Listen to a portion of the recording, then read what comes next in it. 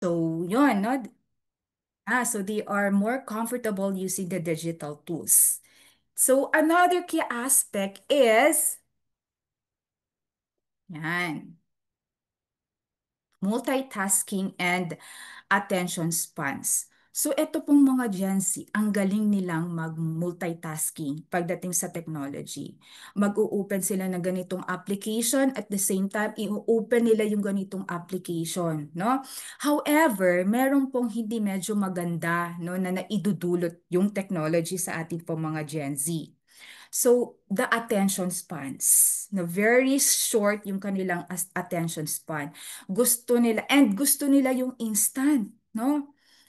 Kapag nakita nila ito, inopen nila itong ganitong platform and for them, it's not interesting for them, no? Talagang scroll up agad or hanap agad, no? So very short yung kanilang attention span.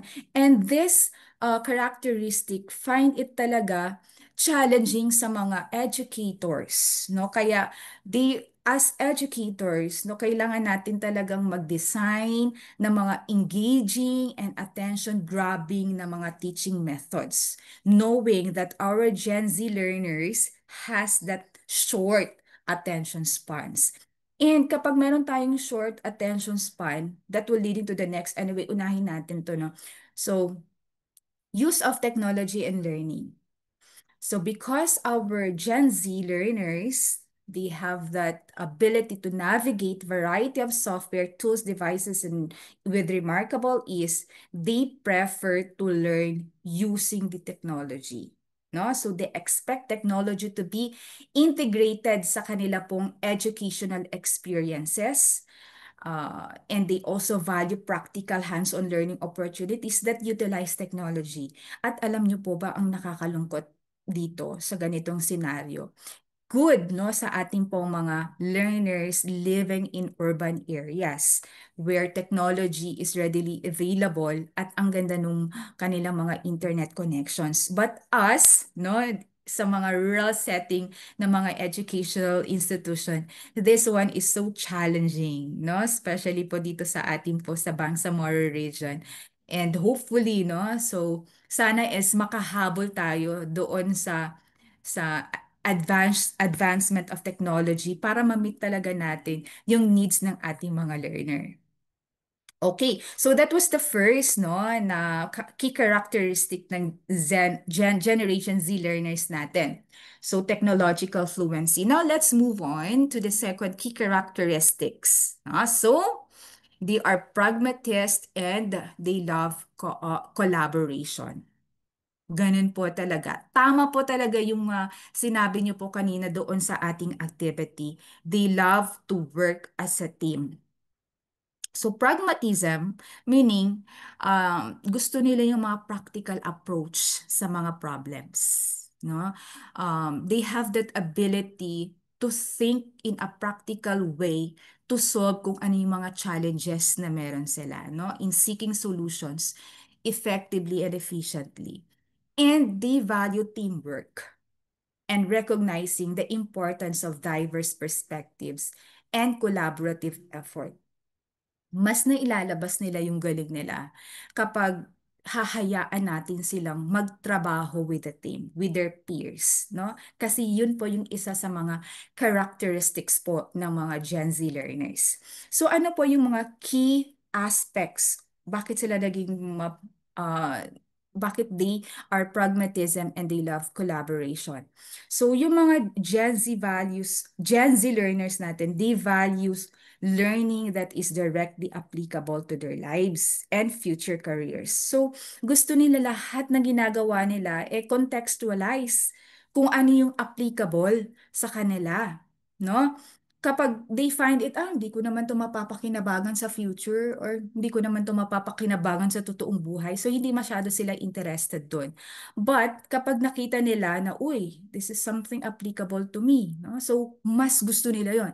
So talagang naano yung kanilang interests, yung motivation nila to learn mataas. So because of that, they prefer po yung mga learning experiences that focus on skills development and real world applications rather than abstract concept. Kasi alam nyo, ito po talaga yung isa sa mga disadvantage no ng mga Gen Z learners dahil ang mga Gen Z, di ba, sanay sila sa lahat instant, no? Pag may mga research, okay, isang click, isang search lang, agad-agad lumalabas, no? Nakikita nila kung ano yung sagot doon. So, parang hindi na masyadong gumagana yung kanilang uh, logic reasoning nila. No? Parang they don't like to think pa harder. So, gusto nila talaga is yung readily available nandyan na eh, no? Parang ganun. Next is key aspect of this pragmatism and collaboration as key characteristics ng Gen Z learners. They are skill focused. So talagang mas interested sila doon sa mga activity that will contribute to development of their skills. So they understand the importance of building practical skills and are often drawn to non-conventional courses that emphasize skills over traditional knowledge. So yung mga Gen Z talaga natin, they really think out of the box. No? Ayaw nila yung routinary na ginagawa na ulit-ulit lang. So talagang nag-iisip sila ng ibang way to do things. Talagang nagdi-discover sila na, ay, pwede palang ganitong path. Mag-a-arrive ka rin sa the same output kapag gagamit ito ang other way to do it. No? So ganun talaga yung mga Gen Z. And, uy, kagaya, eto, meron tayong millennials, 'di ba? Meron silang entrepreneurial spirit. Also the Gen Z meron din sila. Pero yung mga Gen Z, umiba no ng paraan ng pagiging entrepreneurial nila. So, kung mapapansin natin nowadays, ang dami-daming mga millionaires na belong po sa Gen Z, no? Nasa Generation Z. They are already earning millions of peso, no? So, because they have that entrepreneurial spirit. So, they often seek opportunities to develop their own ventures. So, they are interested in developing their skills in areas like business, no, graphic designs, and technology. So, ginagamit nila yung galing nila in technology para kumita, no, ng sarili nilang income. And the thumbs up for those Gen Z talaga na ganun yung mindset nila. Nakakatulong sila for economic growth ng ating country. So another is key aspect of this key characteristic is tenacious. Okay? So check yung pagiging resilient. Ano? Kanina doon sa ating pong binigay na activity, yung ating mga Gen Z, isa sila talaga sa mga matatag, no? Hindi natitibag yung loob. Despite of mga challenges na nararanasan nila in their life, no? They have that ability to bounce back and continue fighting doon sa mga obstacles na nararanasan nila. So they are so determined to persevere and learn from their mistakes. Palakpakan ang mga Gen Z, no? Ganun sila.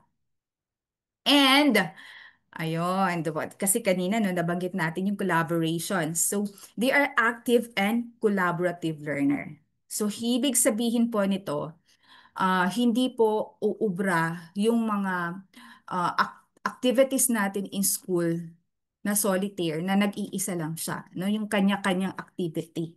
So, kailangan pala ang binibigay natin ng mga mostly na activities to them are merong peer-to-peer, no? Or group activities. Because Gen Z strives in environments where they can actively participate, no? That they can open their ideas, discuss their ideas with their peers, and to work together with their peers. So, mas gusto nila yung ganon. And problem solving. No? So they are often motivated to address real world problems and find solutions through collaboration and teamwork. So parang it will be easier for them to find solutions kapag there is collaboration, kapag there is consultation with other, no, with their peers or with their teamwork, with their work team. Okay, so now let's proceed to the number three key characteristics po ng mga Gen Z learners. Ito po yung sinasabi ko sa inyo kanina na isa sa mga medyo negative or maybe weakness ng ating po mga Gen Z, no? Yung shorter po yung kanilang attention span. So the average attention span po ng Gen Z was about 8 seconds, which is 4 seconds less than the millennials. So if you're going to compare Gen Z and millennials attention span, shorter daw po ng 4 seconds yung mga Gen Z natin. At kapag shorter yung attention span natin, syempre, kukunti din yung kanilang focus na naibibigay sa certain topic or activity. Madali silang maboring, no? Kung mapapansin niyo yung ating mga Gen Z, isa yan sa kanilang mga terminology talaga expression na it's so boring, no? Because their attention span is very short. Mm. So, ano yung mga nagko-contribute, no? What are those factors contributing to their shorter attention spans? So, because of digital overload. No? Ang daming mga available na mga platforms and other, no, na mga software na pwede nilang gawin at the same time. So although they describe as digital natives, due to their early exposures sa mga smartphones, social media, and other digital platforms, so this constant stream of information and notifications can make it difficult for them to focus on one task for an extended period. No? Ang daming mga factors na nakaka-disturb sa kanila because of that digital overload. So yan po yung isang reason bakit shorter yung attention span nila. Okay, next is mas gusto nila yung mga short form content. Kaya yung mga vloggers, 'di ba, marunong na sila ngayon.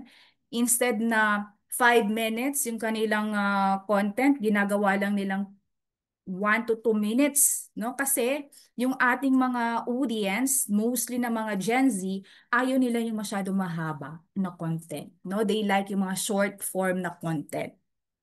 Kaya tayo na mga educators, alam na natin na kapag gumawa pala tayo ng mga presentation na ganito, ayaw nila ng masyadong detalyado or mahaba, no? Gusto nila yung direct to the point at grabe, no? Kumbaga, yung visual effect niya makukuha talaga yung kanilang attention. Yun. O, tignan niyo po, yung usually na mga videos sa TikTok, mga Reels, di ba? Meron siyang time allotment na dapat ganitong number of minutes lang. Kasi yun yung nakikita nilang characteristics ng mga audience. Ayaw nila yung masyadong mahaba. Okay. And another contributory factors for the shorter attention spans ng mga Gen Z is multitasking. No? So they are often multitaskers. They constantly switch between different apps and screen. No? Kaya nilang pagsabayin yan. So because of that, this can lead to cognitive overload. Hindi na nila alam. 'Di ba? One thing sabi ng mga researcher, for you to have a very good output, huwag ka dapat mag-multitask. Oh, no? So dapat nagko-concentrate ka kung ito lang yung tatrabahuin mo ngayon, yun lang muna, no? Para hindi ma-compromise yung output niya because when you do multitask, pwede pong masacrifice yung output. So, paano ba yan? Ang mga Gen Z learners natin talagang ganun sila. They would like to multitask. No? So, isa po yan sa medyo kailangan sigurong gawa ng paraan ng mga Gen Z kung paano nila tamang i-address yung ganung characteristic nila. And another is focus on relevance. Yes.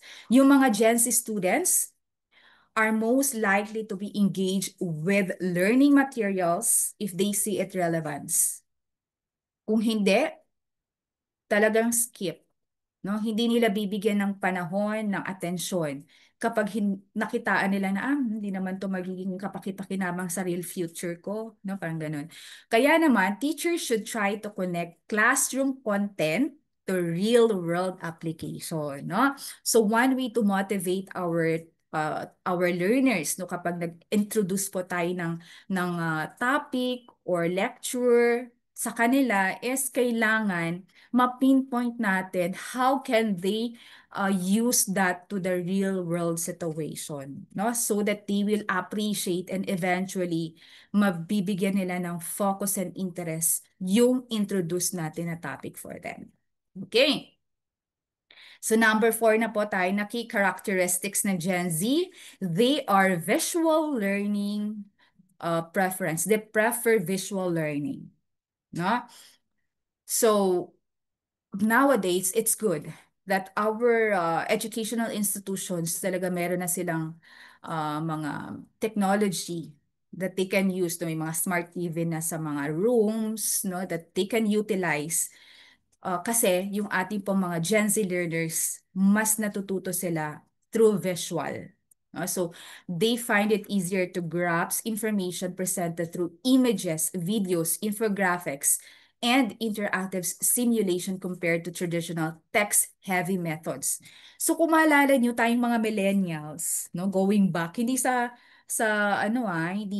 kino-compare natin, just to have that clear understanding. Maalala nyo, tayong mga millennials, nung elementary tayo, talagang pinapakopya tayo ng mga teacher natin ng yung buong pisara, 'di ba? Buong pisara talaga napuno yun ng yung secretary pinapasulat ng teacher. Okay, so copy that. So lahat ng notebook natin talagang kailangan i-check yan ng teacher, no? And then may mga books tayo. Okay, babasahin 'yan, very minimal yung pictures na meron dun sa book na yon. So tayo ganun tayo, no? Traditionally, text-heavy method yung ginamit sa atin nung tayo nag-aaral. So yung mga ganun, hindi na po yun siya applicable sa ating mga Gen Z, no? Mas natututo sila with images, videos, and infographics. So ano yung mga key component, no, to this? Okay, because of visual and interactive content. So yung mga Gen Z strive on learning through visual aids and interactive experiences. Matutulog sila kapag wala pong visual. Hindi sila makikinig pag boses lang ni teacher yung maririnig nila. Meron din dapat silang experience, hands-on din dapat sila. Okay? So next, text-heavy materials. So hindi po uubrat sa kanila yung mga traditional textbooks at saka mga lectures dahil less engaging yan for them. So mas gusto po nila yung more dynamic approaches. Mas gusto nila yung complicated. Ayaw nila yung mga pasimpleng bagay. No? Ganun yung po yung mga Gen Z natin. And next is they have that desire for personalization. Key characteristic na Gen Z. Mas gusto nila yung may touch of personalized learning experience yung binibigay sa kanila. Gusto nila yung customized content and assessment for them. So, kaya naman challenging yung sa part natin ng mga educators kasi hindi ka makaka-customize ng content at saka ng assessment without really knowing what type of learners yung mga learners mo. 'Di ba? So, kailangan talaga kilala muna natin kung ano yung type of learners na meron tayo so that we can customize, personalize yung mga learning experiences na maibibigay natin sa kanila. No? Okay, so ano yung mga key component under this? So, individualized learning style. So, yung mga Gen Z learners natin have diverse learning preferences and styles. No? Personalization allows them to learn in ways that resonate with them. Gusto nila, kasi 'di ba po, yung mga Gen Z natin, gusto nila sila yung star, no? Sila yung star ng classroom. Learner-centered yung mga applicable sa kanila. So, kailangan yung ibinibigay natin pala ng mga activity for them, yung ma-resonate nila yung kanilang personality, no? Yung kanilang preferences. So, yan man ay through visual aids, interactive simulations, or hands-on projects. Okay, so another key component is relevance and engagement. So dito na naman tayo, no? Ni-remind na naman tayo na dapat is applicable sa totoong buhay nila at saka yung yung activity na binibigay natin sa kanila is engaging, no? Because learning that Gen Z seeks learning that is relevant to their lives and interests. Kaya i-personalize natin yung mga experiences para maging more engaging and meaningful for them. And another is flexibility and control. Yung mga ano natin, mga Gen Z natin, they appreciate flexibility of personalized learning, no? Which allows them to learn at their own pace and in ways that suit their individual needs. Kaya uso na talaga yung mga online, no? Yung mga blended learning, wherein magsisend lang tayo ng ganitong presentation and then magbibigay lang tayo ng timeline kung kailan nila dapat yan maaral on their own pace, and then after that we will give some sort of activities. So mas na-appreciate nila, mas nagugustuhan nila yung ganon. Okay, so those are the different key characteristics of Gen Z learners. So knowing that we introduced five, no? So after knowing those key characteristics of Gen Z learners, let's take a look. Let's determine. Let's identify. Ano ba yung mga strength and weaknesses ng mga Gen Z as learners? Sige. So, we will allow you no, to open your microphone. Opo, so that we can have sharing of ideas. Sige. So, who would like to share first his or her idea after knowing po yung mga key characteristics ng Gen Z as learners? Please share to us. Ano ba yung mga nakita mo na strength at saka weaknesses ng mga Gen Z as learners? Sige, tignan po natin dito yung ating pong mga participants. We will let you open your mic. For those who would like to share, just open your microphone po. And then we will be happy hearing your ideas. So who would like to share first? Hello? Sir Charlie? Is that you? I'm sorry po ma'am, napindot lang po. Ay, okay po. Sige po, Sir Charlie. Sige po, sino po sa inyo yung gustong mag-share po nang nakikita ninyong, ayun, meron akong napindot yung mga examples ko dyan. So, as a Gen Z learners, ano po yung nakikita ninyo na strength nila? And then later, siguro we can talk about their weaknesses. So, anybody from our participants? You're welcome. Parinig naman po ng mga boses, mga golden voice po ninyo. Who would like to try? Sana yung ating pong mga participants na Gen Z na now ay mga professionals na. I believe kayo yung medyo malawak ang idea sa inyong mga strength as learners before. Anyone from our participants? Or you can, kung nahiya po kayong mag-open po ng inyong audio, you can send it po sa ating pong message, sa ating pong chat room. You can message there kung ano yung strength and weakness nila.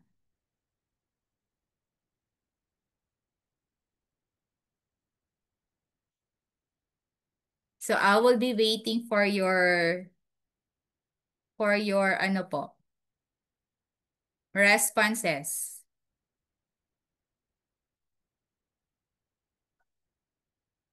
Come on. So maghihintay tayo ng message nila. Sir Ryan Aragon is raising hands. Kanina to yung napindot lang po. Okay, si Sir Edgardo Nedea, sabi niya, tech savvy. So that's one of the strength ng ating pong mga Gen Z. Tama nga naman, talagang strength yan kapag, especially nowadays, no? Kapag talagang magaling ka sa technology, naku, angat na angat ka in every aspect. So sabi din ni Sir Joshua, no? Hi Sir Joshua, So Gen Z can easily navigate online platform. Yeah, that is strength also of our Gen Z learners.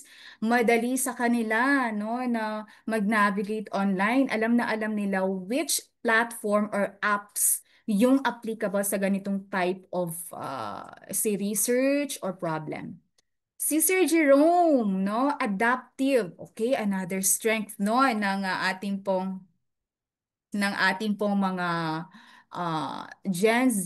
They are very adaptive. Innovative, sabi ni Sir Noriel. Oh, Sir Noriel, innovative po ang mga Gen Z. Correct naman po kasi nga po, 'di ba? They think out of the box. Ayaw nila yung conventional learning. Talagang gusto nila pa iba-iba yung way. Naghahanap sila ng ibang resources, ibang paraan para mag-arrive into this output. Thank you so much, Sir Noel. Correct. Sino pa? Si Sir Cesar Fajardo. Strength is problem solver sila. Weakness nila, short attention span. Palakpakan for Sir Cesar. Nagbigay siya both strength and weakness. Okay. So, correct. Dahil they find it easier no to solve problems, especially with the help of the team or ng peers nila dahil mga they love collaborations. However, sabi nga ni Sir Cesar, isa sa weakness talaga nila is short attention span. Correct, no? Talagang yung attention nila very short. Independent learners, sabi ni Carlot, no, Ma'am Carlot. They are independent learner because they already know the way or means, know how to learn things. Mas natututo nga sila, 'di ba? On their own, like uh YouTube lang nila how to do it. Then susundan lang nila. Alam na alam nila yan. So they are really independent learners. Si Sir Ryan naman, sabi ni Sir Ryan is creative and goal-oriented. O creative, the same also sa response ni Sir Noriel. So most of you, ang shinare po nila is the strength. So how about the weakness po? Isa pa lang po yung nag-respond ng weakness, short attention span, no? We can really tell na this is one of the weaknesses talaga na pag hindi po natin na-address properly, ay hindi po magiging maganda talaga ang kalalabasan, no? Oy! Si Sir Ryan Aragon, weakness nila easily depressed when things don't go their way. I agree with that, Sir Ryan. No? Alam mo, Sir Ryan, later on, I would like also to share no, as a mental health advocate because I am a guidance counselor. Yan talaga ang isa sa weakness ng ating pong mga Generation Z. Ang dali nilang ma-depress kapag hindi nasusunod yung gusto nila or yung outcome na expected nila hindi na meet, no? So they easily get depressed. Mm. At saka because maybe din ng comparison, no? Dahil napaka-open na ng world. Parang andali mo nang ma-update yung mga kasama mo, mga ka-friends mo at you easily compare life to them. At pag nakikita mo na medyo dihado ka, ayun, no? So madidepress ka. So thank you so much Sir Ryan for opening that issue, no? Thank you so much. And then si Sir Joshua din, sabi ni Sir Joshua, isa sa weakness nila is they tend to misuse social media platforms to express their feelings. Ay nako, Sir Joshua, I agree with that, no?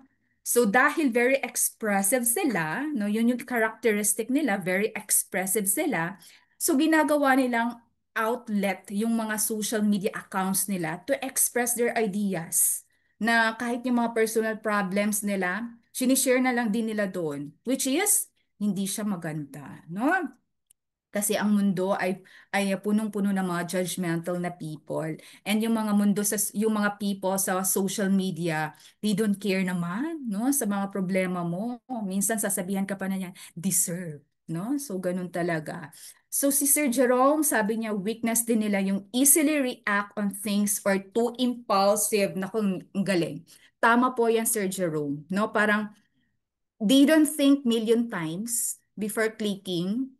Ay naku, dinadya. Uy, hindi ha. Hindi, not all, no? Not all. Pero most of them, talagang ganun. Impulsive sila. Yung mga Gen Z natin. Nakakapagbanggit ng mga salita, no? Ng mga hindi pinag-isipan, nakaka-hurt agad. Yun. Sabi naman ni Sir Noriel dito, di na po nababalance masyado ang time. Exactly, no? They tend to misuse their free time most of the time. Mm. And hindi na talaga nababalance yung time nila. So nawawala na po sila ng time for other important things kasi sub-sub na lang sila sa technology. Nagkakaroon na sila ng addiction sa technology, no? O distracted. O, tama yan, because of digital overload kanina na sinabi natin. Weak EQ, more on talking than doing things. Nako, alam nyo, meron akong gustong i-share sa may naalala ko dito sa shinare sa atin ni Sir Cesar Fajardo. Nagkaroon ako ng opportunity to talk with several na mga principals, mga head ng mga schools. Kasi kami dito sa school namin, sa UP Agricultural School, we are producing professional teachers, no? So dito sa aming community, dito po sa UP Maguindanao del Norte, most of the teachers sa mga different schools, elementary and high schools, are product of our school. So ngayon, nakapag-usap ako, no, I got the chance to talk with group of principals. Tapos alam niyo, na-share nila sa akin. Alam mo ma'am, sabi nila, karamihan sa mga young professionals ngayon, yung mga bagong teachers natin ngayon, nahirapan na kaming mag-distinguish kasi parang halos pareho na sila ng behavior sa kanilang mga learners. Oh. No? Ano pong ibig po ninyong sabihin, ma'am? Sabi kong gano'n. Sabi nila, they lack empathy. Sabi gano'n. And then, they don't value time. Parati silang late, absent, hindi pagpapaalam. Nako. So, naalala ko dito sa message ni Sir Cesar na weak EQ sila. Tama ba? Ganun nga ba talaga? So, dahil doon, talagang naano ako, na aware ako, uy, so I have to do interventions, no? Things para mawala itong ganitong impression ng mga heads sa mga teachers na ganun sila ngayon. Yung mga young professionals, ganun na sila. O sige, so eto ang dami pa, no? Sabi ni Iza, weakness din nila yung over-reliance on internet, especially the existence of AI. So true, Ma'am Iza. Hindi na sila nagbabasa. Nagka-copy-paste na lang sila. So anong matututunan? Anong understanding doon? Anong comprehension doon? Tama po kayo. Sabi naman ni Sir Ryan, rebellious and angsty. Oo, kaya nga kasi nga po kanina sinabi natin pag hindi nasunod yung gusto nila, nagre-rebelde sila. Less time management and indecisive because of peer pressure. Correct, no? Parang because of that opportunity na madali lang makakonect, no? Instant yung ating connection sa mga friends and peers natin. So most of the time talagang nakokontrol tayo ng ating mga peers. That is so true. Okay, so palakpakan natin ang bawat isa. No, ang galing po. Talagang we will be able to identify kung ano-ano yung mga strength and weakness ng ating pong mga learners. Okay, so now let's proceed. So I will be introducing to you now that we already learn the key characteristics of learners, of the Gen Z learners. Nakilala na natin sila, ano yung mga preference nila when it comes sa learning. So now I will be going to introduce to you the modern teaching methods for Gen Z learners. Although I believe naman, no, dito po sa ating mga participants, that some of these methods ay talagang ginagamit na din ninyo, no? Inaano nyo na, ina-apply nyo na din po sa inyong mga teaching. Okay, so but before that, what is exactly modern teaching, no? Ano ba yung modern teaching na sinasabi natin? So, modern teaching is an umbrella term for any educational tactic, which is focused on helping students learn and grow. So again, this is a learner-centered na way of teaching wherein yung mga ginagawa nating strategies, yung mga plano nating gawing designs ng class is nakafocus siya on how to help our students learn and grow.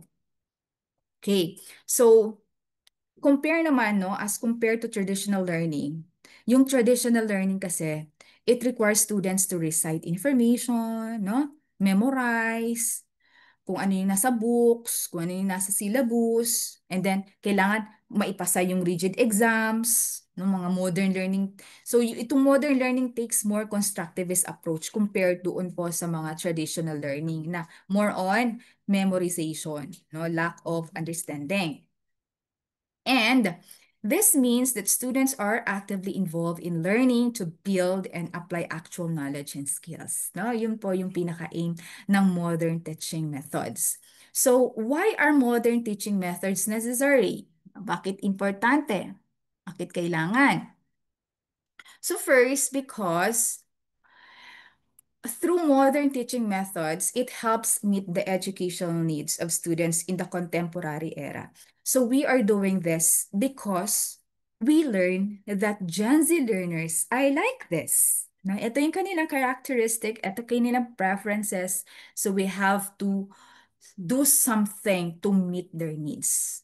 And it also focuses specifically on expanding their fundamental knowledge about the world and building critical thinking skills.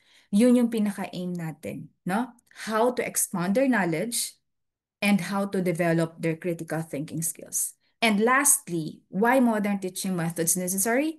Because it prepares them for the challenges they will face in both learning and the workplace. Iba na ngayon ang mundo. Yung generation natin, iba yung problema na kinaharap natin sa ating pag-aaral at sa ating totoong buhay after natin gumraduate. So etong mga Gen Z, they also have their own challenges. Iba din yung level, no, ng kanilang mga nararanasang problema sa buhay. So through modern teaching method na i-apply natin, this will help them, no, to face both learning and workplace challenges. Okay, so ano ba yung mga characteristics ng modern teaching methods?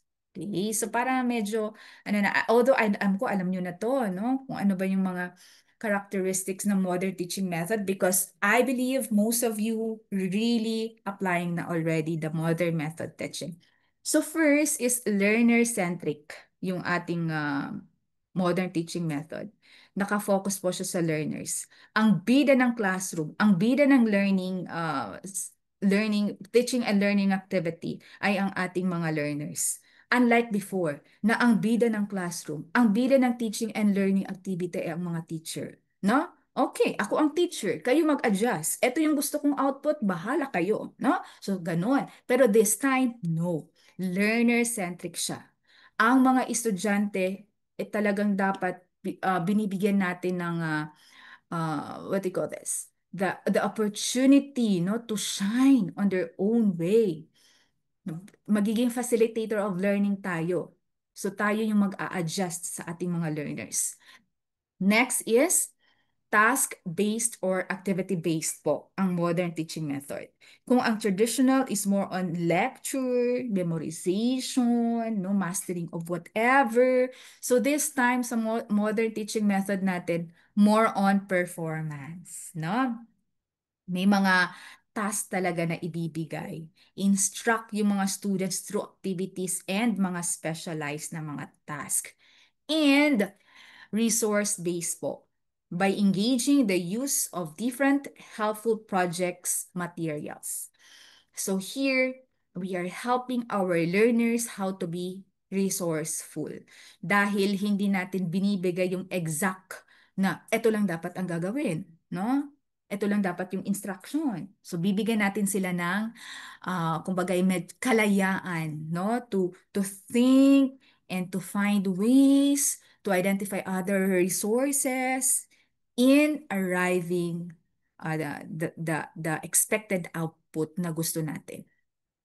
And another is interactive po ang modern teaching method.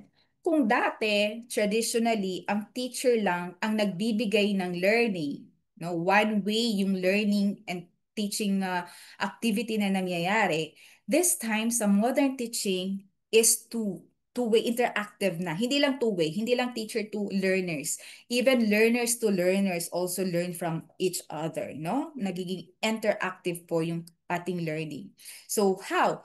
By providing hands-on tasks, problems, and projects that allow students to directly apply yung kanilang mga knowledge and learned from the experience. And last one is collaborative. So talagang ensure students receive all the attention and feedback they need.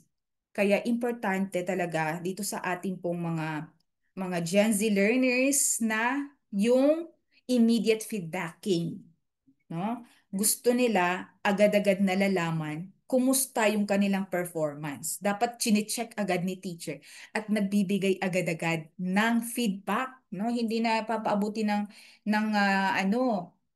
exam period or after exam period para sabihin na, ay, bagsak ka sa ganitong activity. Ay, hindi medyo maganda, 50% lang yung na-achieve mo na ganitong activities, no? So, dapat immediate feedbacking. Okay. So, now let's have this. So, ano ba yung mga examples of modern teaching methods? So, number one here is the collaborative learning. No? So, dito sa collaborative learning, um, sorry. So, kanina nabanggit po natin na isa sa mga key characteristics ng ating pong mga Gen Z learners ay they love to collaborate or work with a team. Kaya, very effective sa kanila ang collaborative learning. Aside sa nagpo-promote po ito ng peer-to-peer interaction, and teamwork. So that's the best way that they can find solution effectively to address mga complex problem. Gusto talaga nila nag-share sila ng mga ideas with their co-learners, no?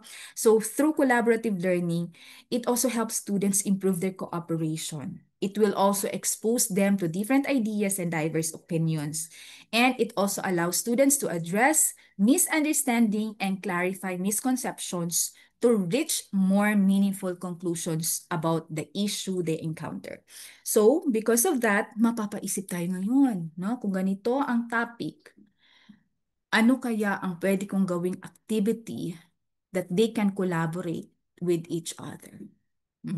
So, yun, no? Isa yun sa pwedeng gawin natin.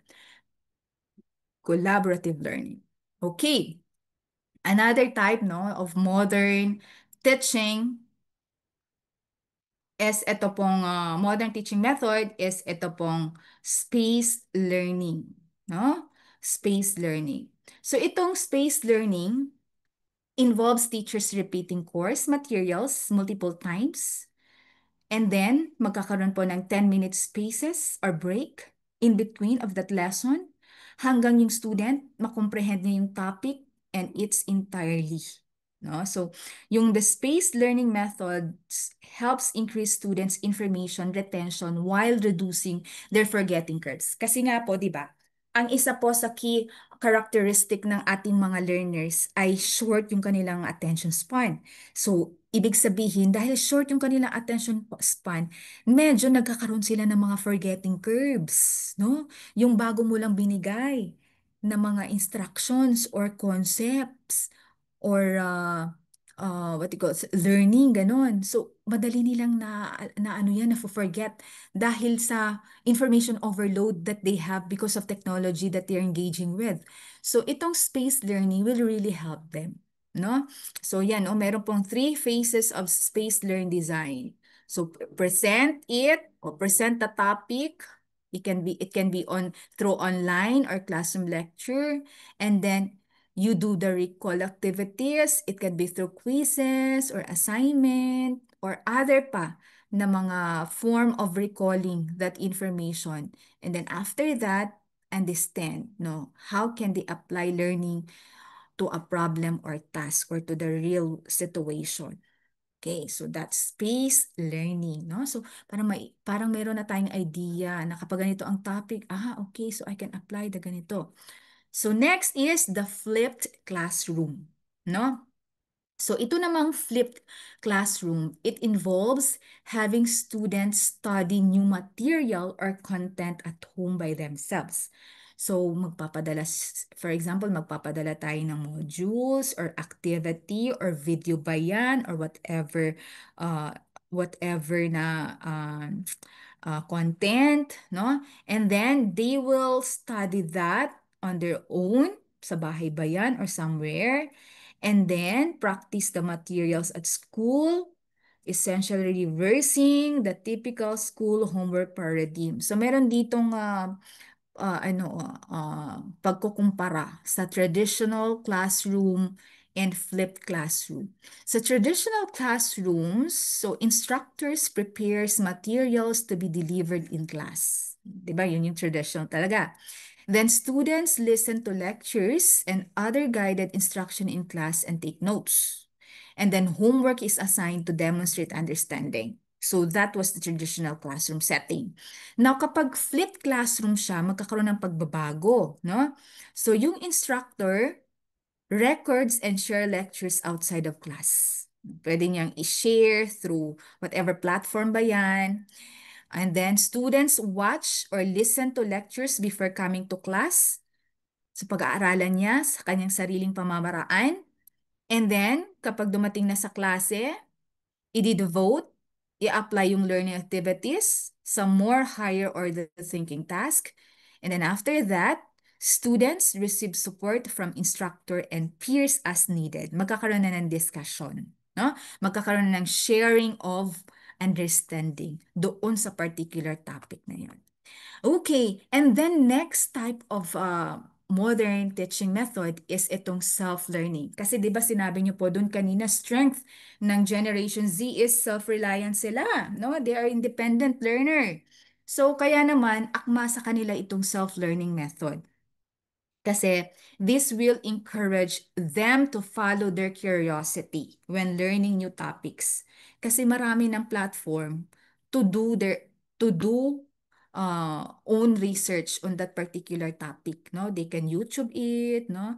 So to help increase their motivation and reduce the amount of information they're likely to forget. So with this modern teaching method, educators should allow students to bring new ideas to the table to learn about and explore. Magugulat ka na lang, no? Meron siyang isi-share na bagong information na sa kanya mo na lang din nalaman, ay, okay, that's so good, no? So, hindi lang sila ang natututo sa'yo. Even you as a educator or as a teacher also learn from them, no? So, hayaan natin silang mag-explore. And eto pa, very effective din sa kanila, yung gamification. Yung bang merong certain games na i-incorporate doon sa magiging activity ninyo para more engaging siya, no?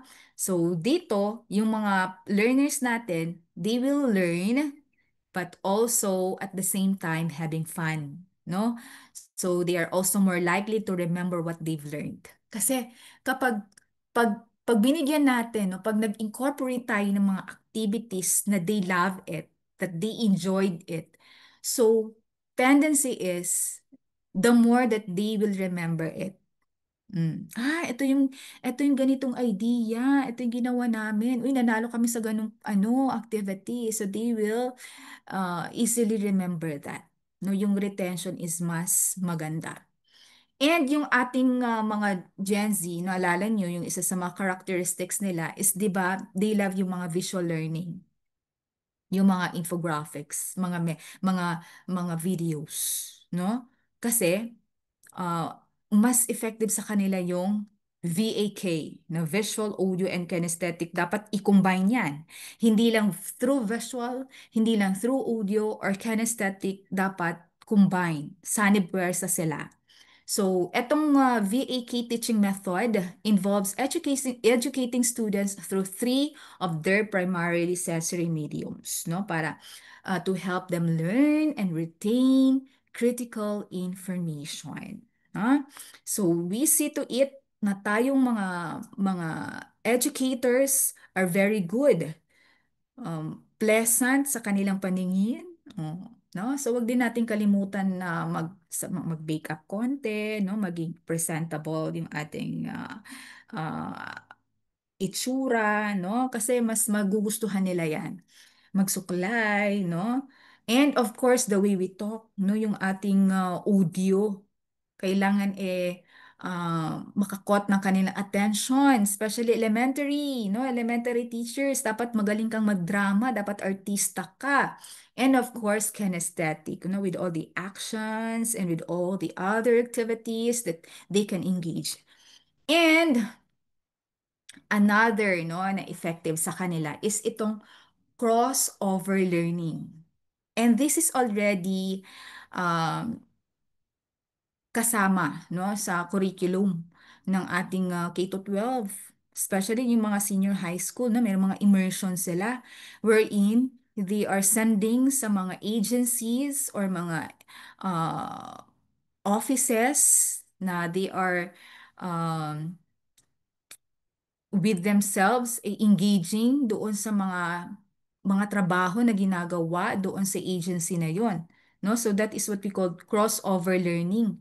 So this crossover learning augments formal learning setting, no? Like classroom with informal environments, katulad sa museums, no? Ipapadala sila doon, expose sila sa mga ganitong mga bagay, no?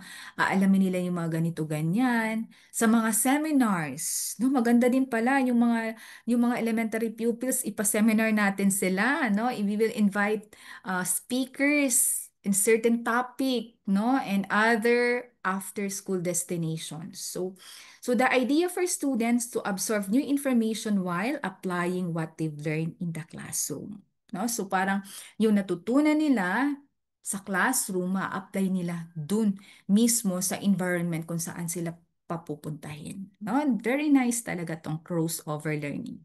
So that's it, ladies and gentlemen, my dear participants. No, those are the different modern teaching methods that we can apply because as research said, that is effective to our Gen Z learners, no? Collaborative learning, spaced learning, flipped classroom, self-learning, gamification, visual, audio, and kinesthetic teaching, and crossover learning, no? So, um, the good thing, no, the apothem is having this another seminar workshop that will talk deeply about how to use yung digitalization of learning. No? Kasi parang yun yung next part nitong program, nitong topic ko, na dahil yung mga Gen Z natin ay tech savvy sila, as teacher, challenge sa atin na makisabay sa kanila, no, that we can also develop ourselves technologically speaking so that we can address their needs in a proper way, no? So thank you so much for having me in this seminar, and thank you so much for being so cooperative, for unselflessly sharing your thoughts and ideas also regarding our topic for this afternoon. No? So thank you so much. This is your kapatid, no, from the Bangsamoro region saying thank you and good afternoon. Thank you. All right, what about a resounding virtual applause? Thank you so much, Bai Zohaira S. Kanakan, for helping us understand the nature and characteristics of our Gen Z learners, which is very crucial for us teachers, especially in modifying our teaching practices based on their specific needs and skills that are aligned in the Yes. 21st century or the digital age. So I really found your discussion relatable because I myself encounter diverse learners, advanced and struggling learners to be specific. And that is really the big challenge for us teachers. And by listening to your discussion, I was enlightened and felt a bit empowered, especially with the modern teaching methods.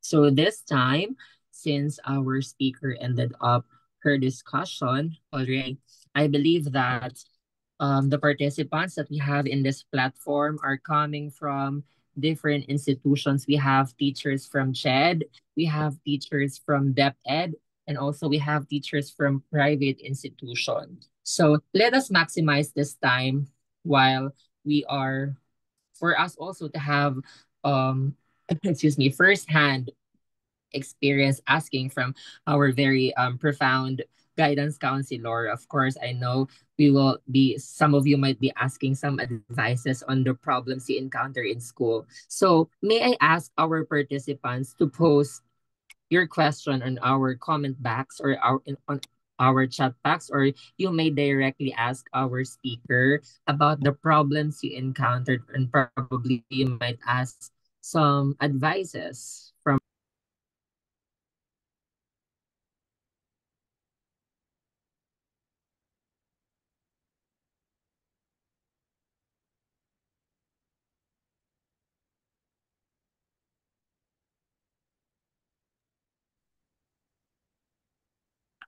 Again, am I audible, everyone? Yes, sir. Good afternoon again. Um, Maybe some of you might have something in mind, or a question or problem you encounter in school that our speaker might give some advices or help. So anyone?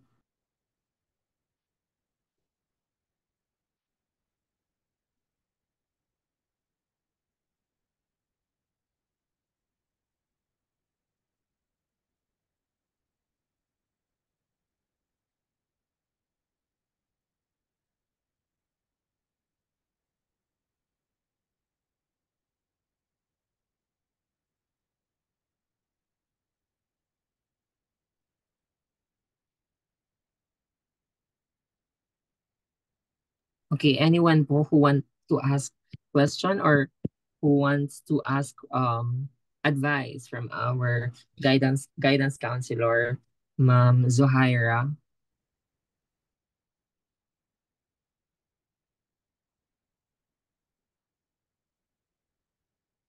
Sir Jerome? Sir Jerome, I have I would like to share something, if you don't mind. Yes, ma'am. Oo. So, gusto ko lang again, no, to mention about the importance of our influence as educator in terms of taking care of the mental health of our learners.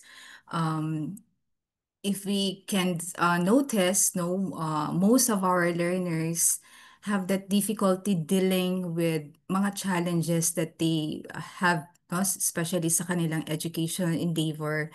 So, since one of the characteristics of Gen Z talaga is kapag hindi nakuha no, yung expectations nila, no, it's easier for them to get depressed, no? So, as an educator, it's also important to somehow give them ways, no, how to take care of their mental health, no, kung paano nila dapat i-manage yung sarili nila in terms of engaging with technology. Kasi according to study, yung ganong type of behavior is nakaka-contribute din talaga yung engagement nila sa technology, especially sa social media.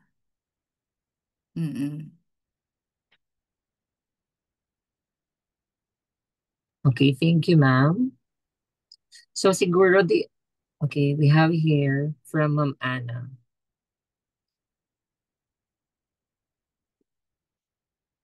So this is addressed probably to our speaker. I found difficulty with phone not allowed policy. They don't want to jot down notes. They just capture slides, then forget soon. So anything to say about it, ma'am?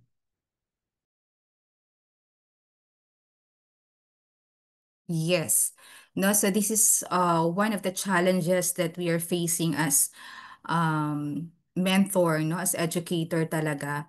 But there are schools, no, especially sa high school, no, junior high school and senior high school, that they have that policy of no phone during class, during having class, no? Or no phone, bawal magdala ng phone inside of the campus. And which I think is much better kasi nga para maiwasan po itong problema ni Ma'am Ana, no? Na usually talaga yung mga estudyante, they just take picture of the lecture and then eventually hindi naman nila yung binabasa or hindi rin nila pinag-aaralan. So maybe we can do no some arrangement with the school administration na we will not allow the learners to bring phone with them during class or use phone during class kasi nakaka-contribute talaga yun ng distraction sa mga students, no? Siguro magkakaroon din ng policy that we can allow them kapag merong kailangan na kailangan gamitin yung phone or yung gadgets.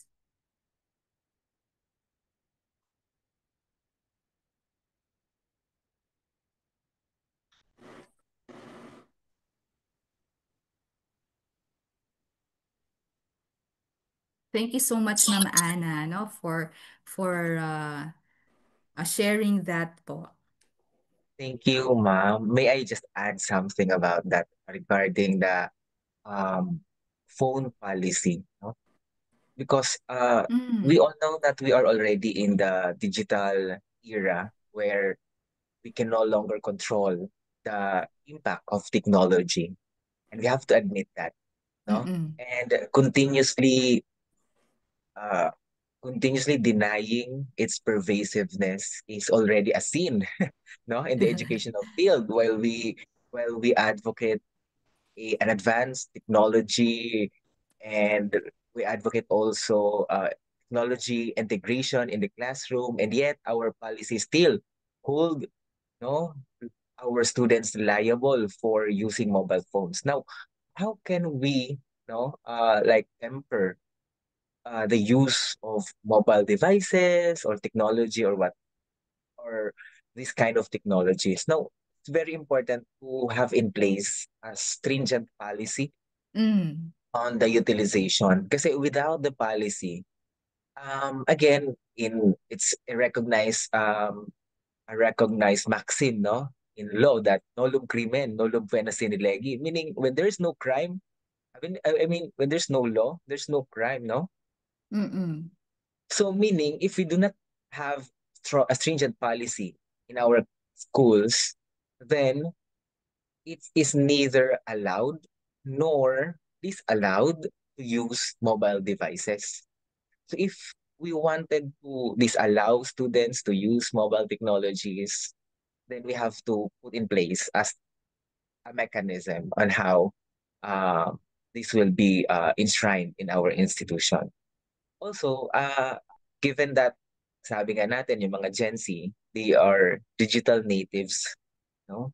We define them Mm-mm. as digital natives, meaning that they were born along with the technology. Mas nauna sa kanila yung technology, actually, mas nauna tama, no? Mas nauna sa kanila yung technology bago pa yung sila isilang.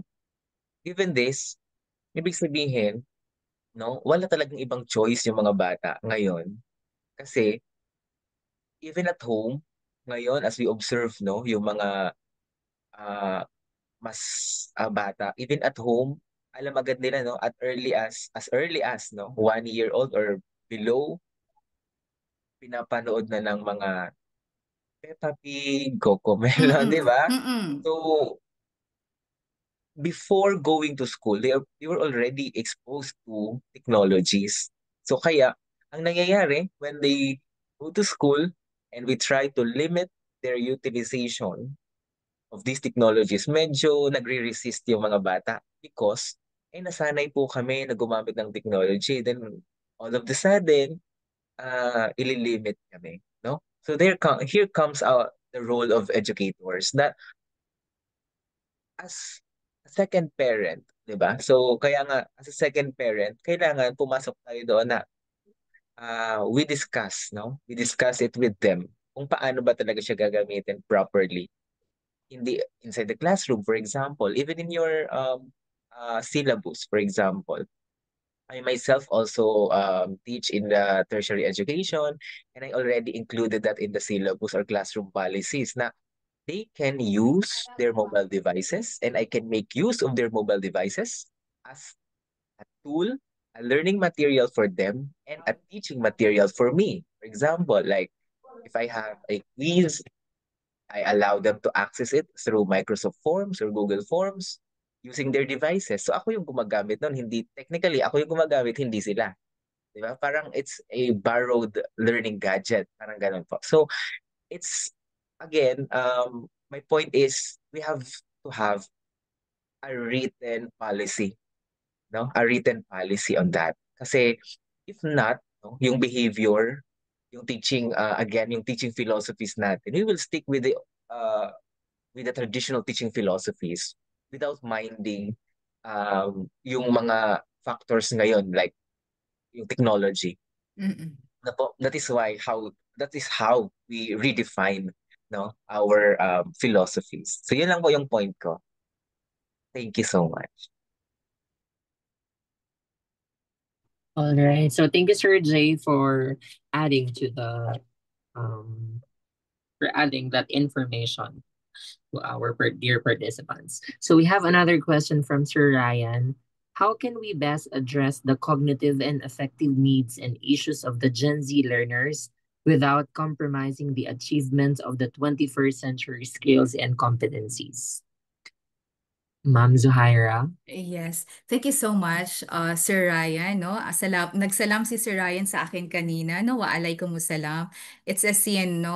Kapag hindi kami mag-respond sa salam, no? From our colleague or other person. So, waalay kumusalam, warahmatullahi wabarakatuh, Sir Ryan Aragon.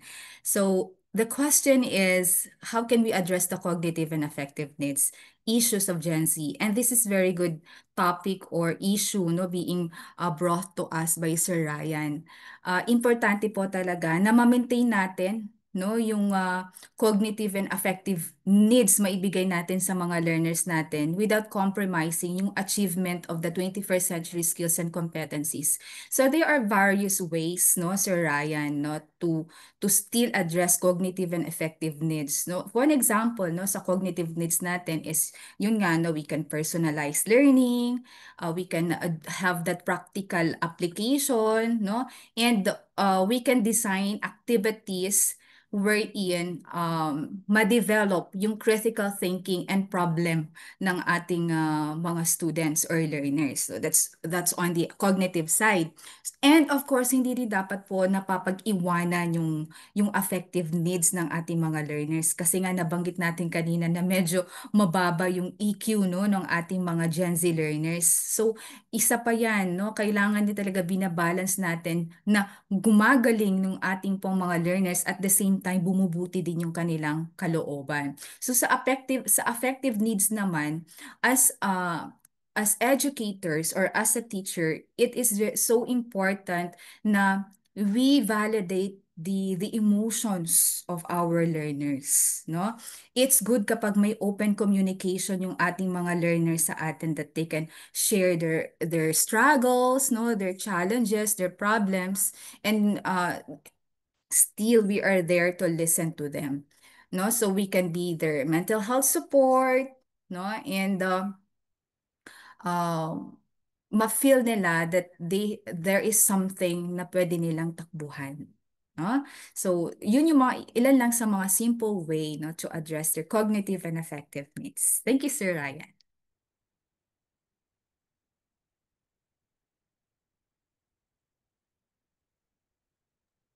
Okay, thank you, Ms. Zahaira. So another question, ano ang best gawin kapag sobrang pasaway at mahina pa sa klase ang pupil? This is from Sir Cesar Fajardo. Di mo naman mabagsak kasi lagi naman present at gumagawa naman bilang niya nakukuha ang tamang sagot.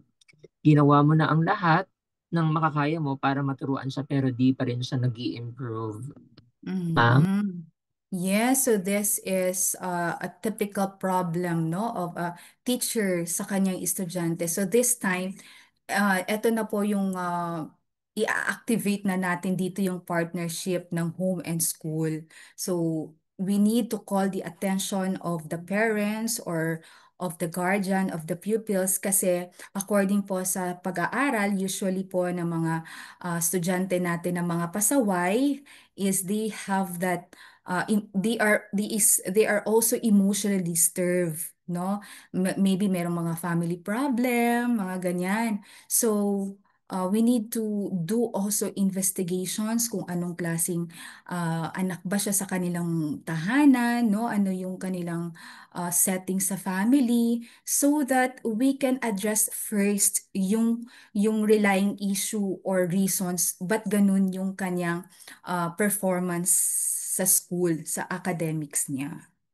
So we can call the attention of the parents or first is we can first ask the pupils, no? Magkaroon tayo ng para bang informal na tanungan doon sa bata para magkaroon tayo ng idea kasi baka itong bata na to victim siya ng physically abuse or what do you call this a product of a broken family, no? Mga ganyan po ng mga reasons, Sir Cesar.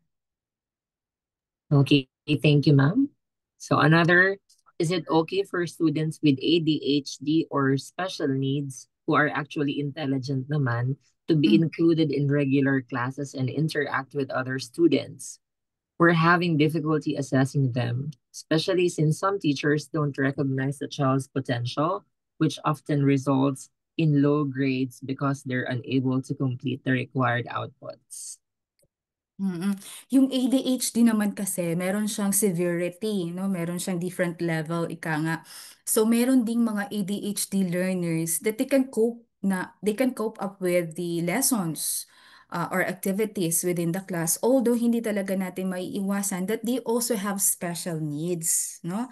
So, if the question if they can be included in the regular classes, they can be. However, kailangan din nating uh, magkaroon din ng assessment doon sa bata kapag nagko-cause ba siya ng disturbance na nakakaapekto sa whole class. Kasi kapag ganun na, maybe we can refer it sa special education na section, no? Kasi kapag nakakompromise na yung buong klase, so ibang usapan na din yun, ba? So thank you so much, Ma'am Jessa Joy Murada. Okay, thank you, ma'am. So this is siguro not a question. So in our school, from Ma'am Carlota M. Ramirez, in our school, cell phones are not allowed. If needed in their subject areas, students surrender it to the class advisor and use it only during that class. So, yeah. So next question, how can we handle po such students na very sensitive, like, pagalitan mo lang, it may subjected to suicide attempt of the students. So that's coming from Ma'am Ardeen Halyare. Yes. So thank you so much, Ma'am Arlene. No, once again, na brought out po itong suicidal ideation na meron yung ating mga learners. So if this is the case, ma'am, um, as a learner, I mean, as a mentor or as an educator, kailangan we have to be firm din, no, sa ating pong activity sa klase para hindi po makompromise yung standard na expectation natin sa atin at saka sa output ng ating students. Pero if this is the case that there are really students who are so sensitive na mapapagalitan lang ay magpo-post na sa Facebook, no, na isisiwalat na yung kanyang nararamdaman at meron ng pagbabanta ng self-harm. So if this is the case, ma'am, we can refer that student to a guidance counselor sa school ninyo for counseling, no? Kasi ibig sabihin kung meron na po siyang suicidal ideation, so kailangan na po 'yan ng counseling para po matest, no, yung severity nung suicidal ideation ng bata para we can do mga first aid na kailangan gawin bago maging huli ang lahat. Thank you so much, Ma'am Arlene. Thank you so much, ma'am, for answering that question for Ma'am Arlene Halyare. Another question, ma'am, from Sir Joshua Adra. Are specific standards necessary for selecting effective teaching styles in the classroom? Thank you so much, Sir Joshua, no? So Actually, yung ating yung effective teaching styles naman ay hindi lang isang picture, no, or hindi lang isang method. So it depends upon the type of learners that we have.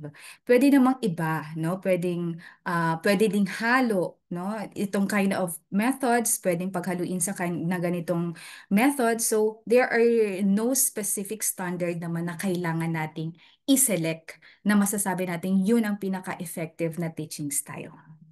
Thank you so much, Sir Joshua. So any more questions? Do we still have questions for ma'am? Siguro we are ang dami nating natutunan. And we have here from Sister Loreline. Are there norms a school should have or practice to accommodate various student learner needs?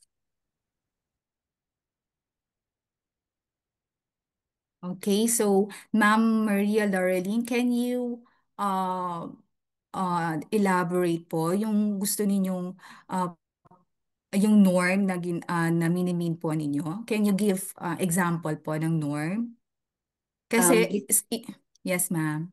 because I've been listening, no, and I heard that we have already different kinds of learners at different with various levels of uh what's this mental capacities or not capacity, no, the mental behaviors, no, or how they express themselves in the class or in the school, or are there norms for example, as the school should have, or a faculty or a teacher should possess in order to so that we could really accommodate this kind of learners that we have now. So these are the Gen Z Gen Z Mm-mm. learners na po, no? Oh, it's the seminar is what's this, very rich, because we learned a lot more about Gen Z na pala ngayon. Imagine mga high school at saka mga college, even siguro my companions in the office already belong to Gen Z. So in the school, especially in the grade school, even now high school, even college na, no, we have really, Mm-mm. alam mo ma'am, we really, no, yung bang notice, even graduating students, with the para bang hindi naman natin masasabi na abnormal, no, pero not the normal that we used to see. Even to tell you, no, even our highest honors graduate this year, different talaga siya in his all his movements while he received his diploma and his awards on stage. But yet, no, he got the highest honor. Mga ganun ba, Mm-mm. ma'am? Mm-mm. So I would like to know, are there norms that a school has to possess in order to accommodate our various kinds of learners now with different kinds of mental ability? Yes. No, thank you so much po, sister, for sharing that concern. And that is so true, no? We cannot get away from that idea na yung mag-aaral natin sa ating paaralan coming from various type of community or family structure that would bring factor ng kanilang behavior sa school. So, as an educational institution, it's very important na inclusive tayo, no? That we accommodate all types of learners. Hindi pwedeng selective lang. So, however, meron pong mga karampatan na kailangan possess ng school, no? First is yung ating pong mga faculty members, uh, kailangan po nila ng vast understanding about the Gen Z learners so that they can address it appropriately kapag ganun yung act ng Gen Z. Kasi di po ba pag we have that understanding on the on the characteristic of a certain person, we already have that idea how can we handle it, no?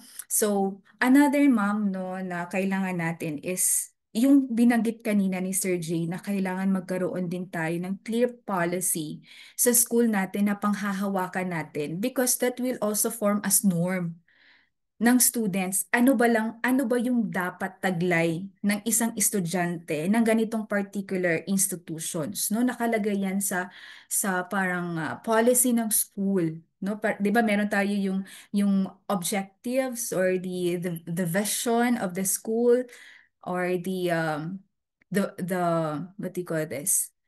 Yung the characteristic that a student must possess if you're a student of that particular institutions. So dapat very clear po yan even on the very beginning of the class during orientation so that our learners will have that idea na ay ganito pala dapat kapag estudyante ng school. At dapat meron siyang karampatang policy, no? Clear policy. If you break that, what will happen to you, no? Kasi as a learning institution, that serve as the second home wherein we should also apply discipline. But the discipline that we are applying for kailangan is clear sa students na maintindihan nila, maipaliwanag sa kanila kung bakit dapat ganun yung expected attitude na meron sila. And nakakalungkot man po, sister, pero totoo po yan, no? Talagang ibang-iba po yung galawan ng mga Gen Z ngayon. And that is one challenges na meron tayo as an educator kasi very influential din po tayo sa buhay ng ating pong mga estudyante. So they should really feel that we are there for them, no? Kasi in that way, we can guide them. Hindi tayo makaka-form ng barrier between us kapag maramdaman nila na welcome sila sa atin, no? So, tolerance kumbaga, but we are giving tolerance at the same time we are also explaining them ano yung expectations natin towards them, no? So, thank you so much po, sister, no, for bringing up that kind of concern po. So thank you so much, Mom, for enlightening us with such an insightful and words of wisdom, of course, advices for our teachers.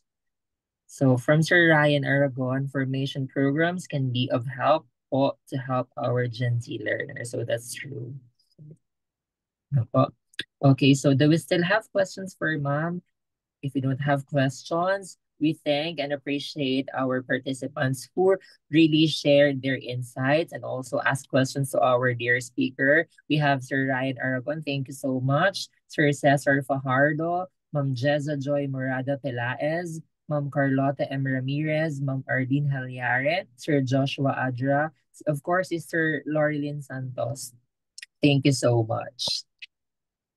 So that concludes our open forum and question and answer portion to our dear speaker. So at this time, we are now going to award our certificate of recognition to our speaker.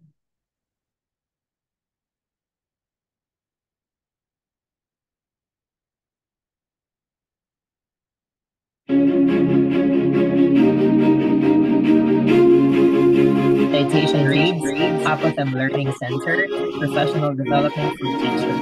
Certificate of Recognition. This is to certify that Bayi Zohaira S. Kanakan LPT RGC served as a resource speaker in the national webinar on innovative teaching with the theme, Empowering Educators for a Transformative Learning Experience, held via Zoom on June 7 to 8, 2025.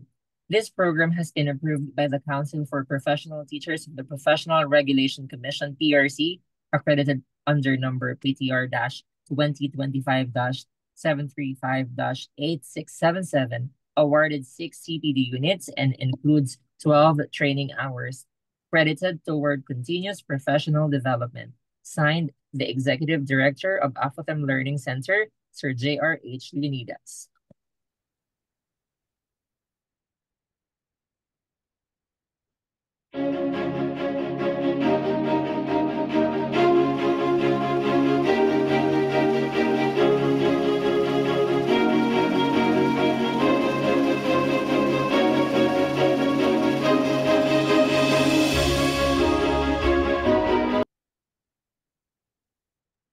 So once again, thank you so much, Bayi Zuhaira Kanakan, for sharing your time and expertise with our dear participants, and especially for discussing redefining teaching philosophies, meeting the needs of Generation Z learners. Thank you so much, ma'am, once again.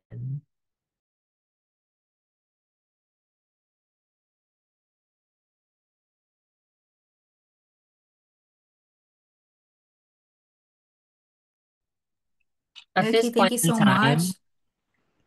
yes, ma'am. Yes, no, thank you so much. Please allow me to say thank you to all the participants, to Apothem. Thank you so much for this opportunity.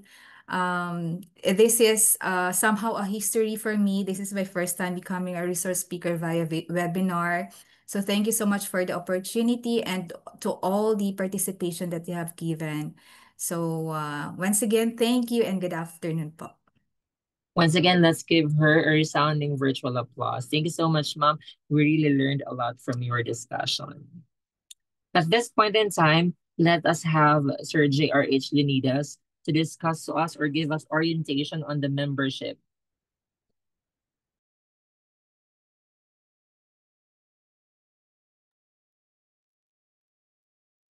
You check, sir, if I'm audible.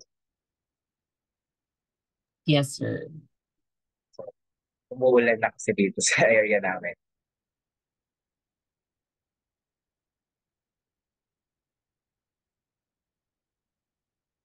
Allow me to, once again, good afternoon and thank you po, Mai Zuhaira Kanakan, for a well-thought presentation, and to all our participants who participated, no, in the discussion. So for this juncture, allow me to present to you our membership package for our professional development for teachers program. Now, let's have a short overview of who is APOSM Learning Center. Now, APOSM Learning Center is a distinguished educational institution located in Camarines Sur with a commitment to fostering educational development. The center is driven by a profound belief in cultivating a transformative learning environment that promotes resilience, adaptability, and continuous growth among learners. We're not only dedicated to academic excellence, but also aims to nurture the personal and professional growth of educators, ensuring that they are equipped with the knowledge and skills necessary for effective teaching. Recognizing the role that educators play in shaping the future, APOSTEM Learning Center has launched the Professional Development for Teachers program, or the PDT program, and this initiative is focused on providing high quality continuing professional development courses, or CPD courses, to enhance the pedagogical practices of teachers, foster leadership skills, and integrate innovative methodologies and technologies into teaching. The PDT program at APOSTEM Learning Center is designed to address the evolving needs of educators in today's dynamic educational landscape. The program's core objective is to equip teachers with advanced strategies, foster collaborative learning, and support the development of skills that are essential for nurturing the next generation of learners. Our mission is to empower educators by providing them with comprehensive research-based professional development opportunities that enhance their teaching practices and pedagogical expertise. Through our Professional Development Teachers PDT program, we are committed to supporting teachers in their pursuit of personal and professional growth, equipping them with knowledge and skills to meet the evolving needs of the students and educational institution.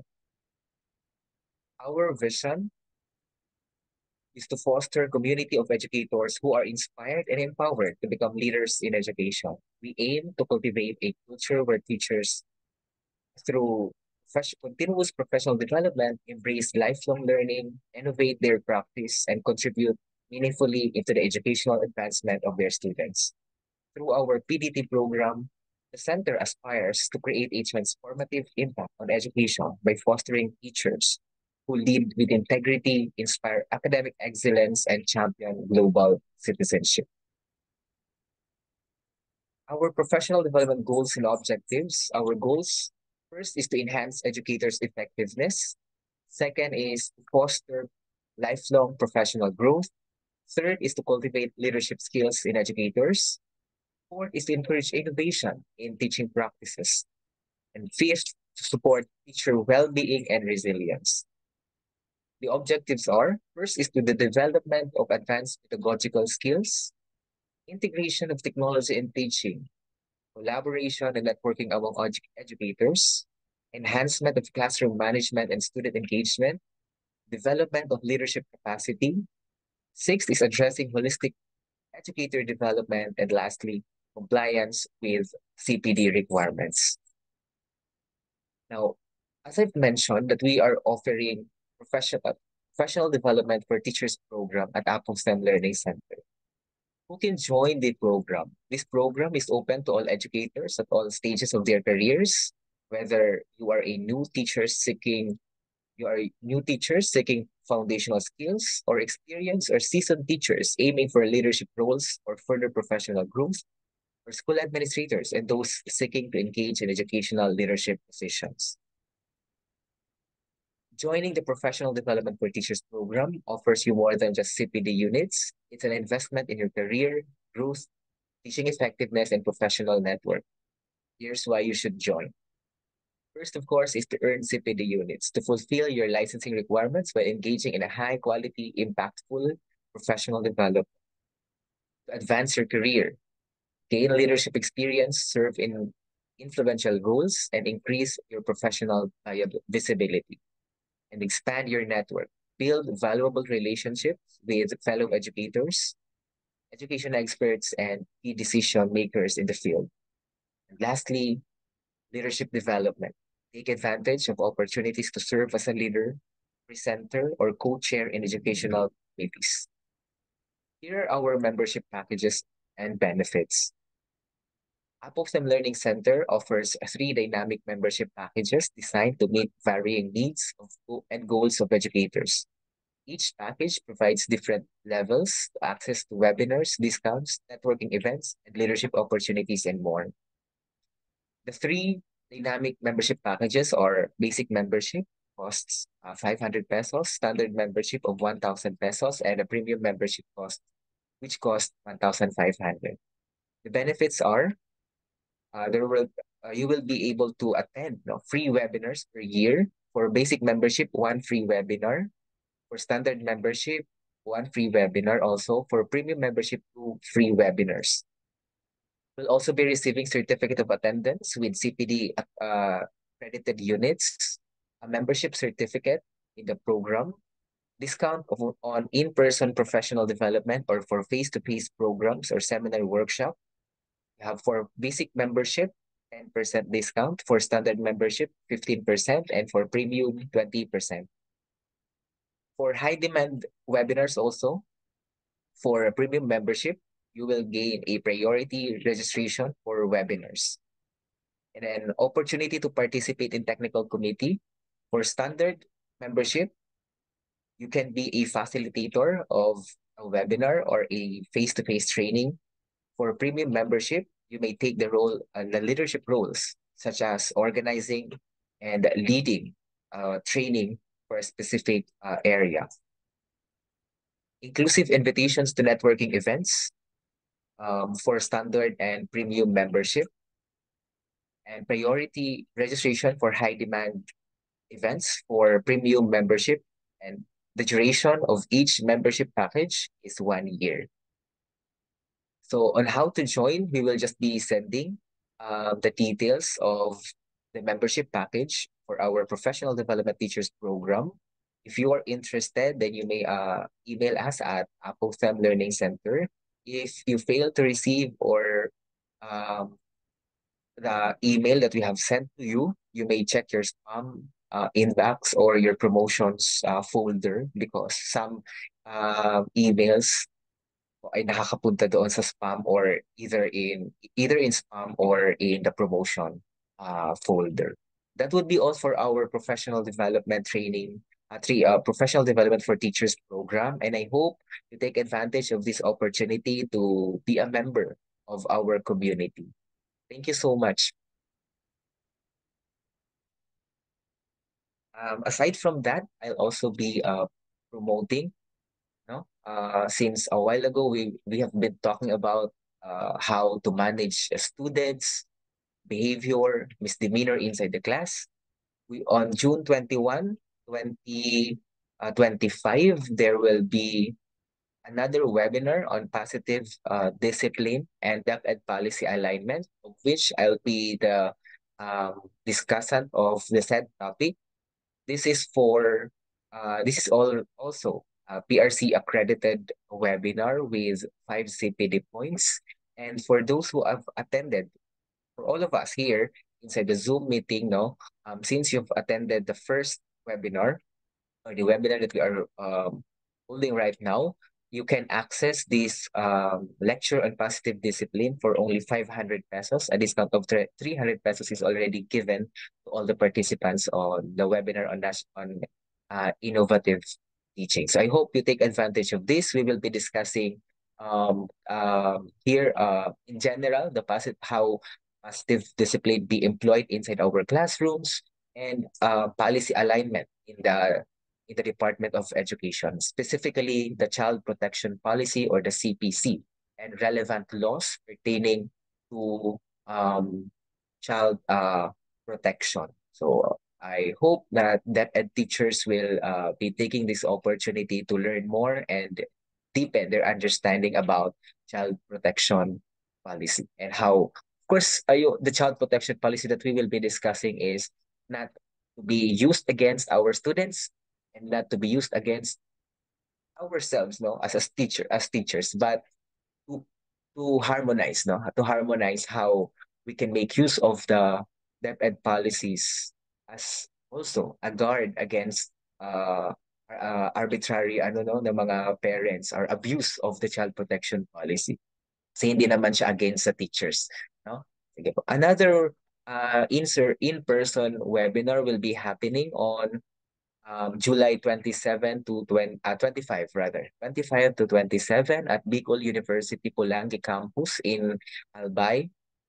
So this is about digital learning revolution. So most of the topics to be discussed here centered on artificial intelligence, na in demand for our learners now, and then ethical use, So Sir EJ F. Barcinilia will discuss about the ethical use of artificial intelligence, and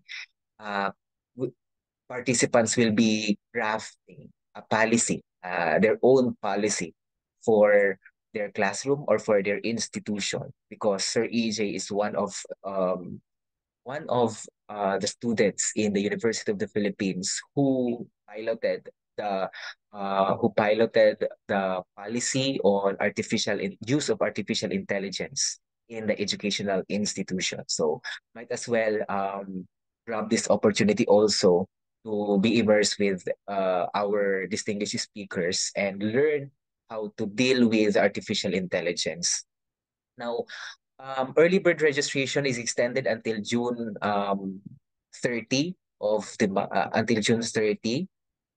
And after that, regular rate is 4,000 pesos. But if you avail of the membership package, so you can still along with the membership package, you can use the discount promo in this in-person training. So we barely have 2 months, 2 months. If you are not from Bicol region, then you can still arrange your travel going to Bicol, and have also, syempre, a short vacation to Bicol region. We have Bayon is waiting for you, for everyone.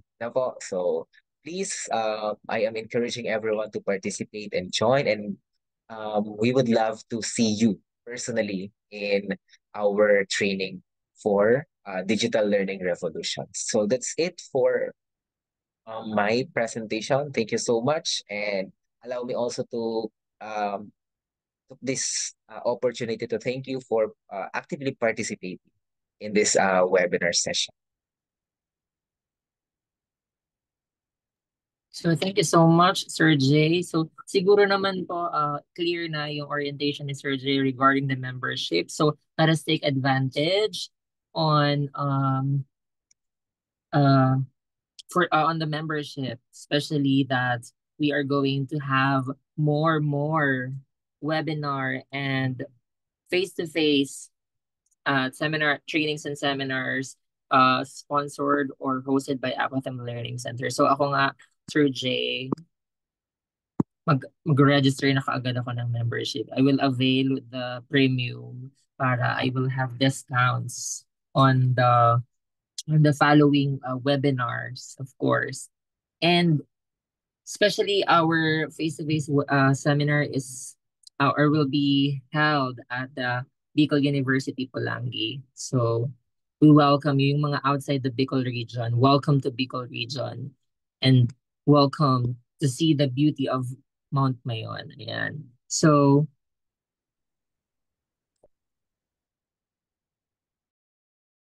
once again, quick reminder to please submit your PRC license credentials and of course sign up the day one attendance and of course the evaluation form for our resource speaker to Ma'am Zohaira. And before we finally conclude our afternoon session, let us have first a photo opportunity with our second resource person. So may I request everyone to please turn on your camera and let's have photo op with our very distinguished speaker.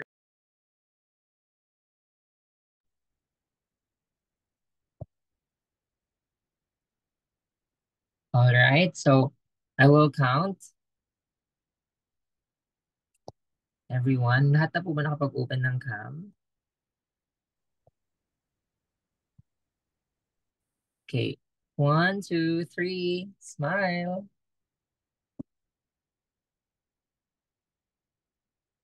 All right.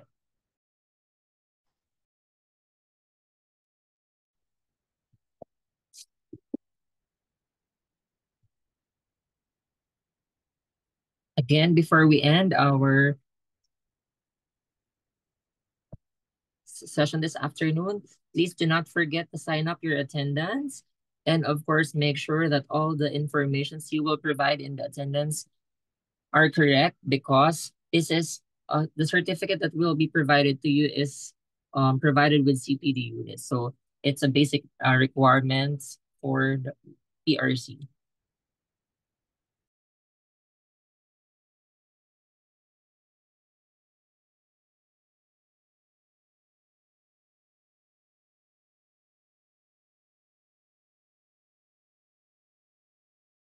So tomorrow, we will start at 8 a.m. in the morning, same time as we had our first session this morning.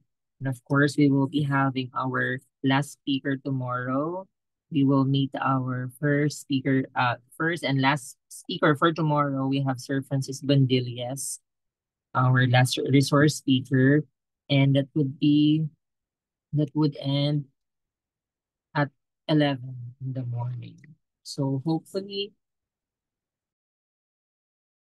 we will all be admitted in the platform on or before 8 a.m. so that we could start immediately with our program and proceed with our discussion. After that, we will be having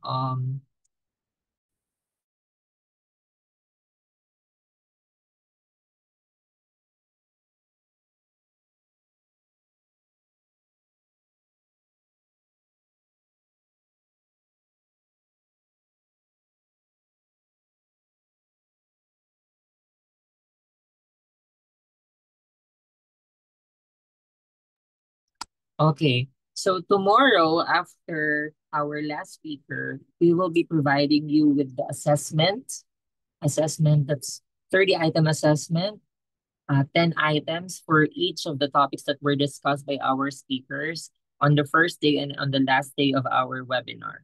So please pay attention. Please listen attentively to our speakers because we will be having assessment tomorrow for our last day of our webinar.